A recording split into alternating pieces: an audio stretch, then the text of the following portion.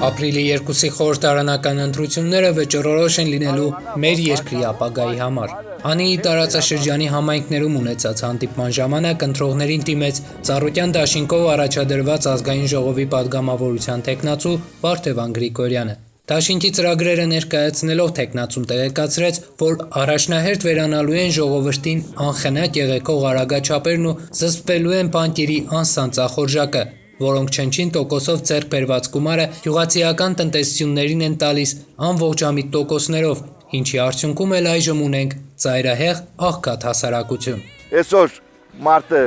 30-40 հազար աշխատավարձ է ստանում, բայց մի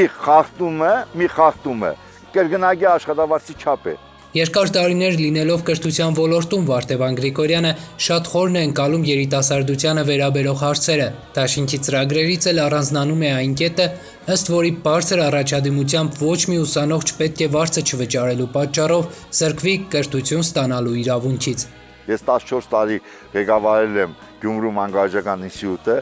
մի հրաման չեմ ստորագրել, որ վարձավճարի պատճառով ուսանող հեռացնեմ։ Ոչ միայն այս, այլև երիտասարդության լուսավոր ապագայի կերտման հարցում Վարդևան Գրիգորյանը եղել եւ մնում է նրանց կողքին։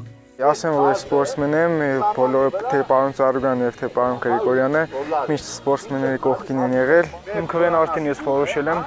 դա քննարկման ենթակա չէ, ոչ էլ կարող է ինչ-որ քննարկման առիթ դառնալ։ Պարոն Գրիգորյանի կատարած գործողությունները եւ կատարած քայլերը ինձ լիովին համոզում են, որ պետք է ես իմ ձայնը տամ պարոն Գրիգորյանին, որպեսզի նրան տեսնեմ առաջիկայում ազգային ժողովի падգամավոր եւ ինչի՞ չէ նաեւ մեր երկիրը կառուցող մարդկանցից մեկը, որոնք մտահոգված են երկրի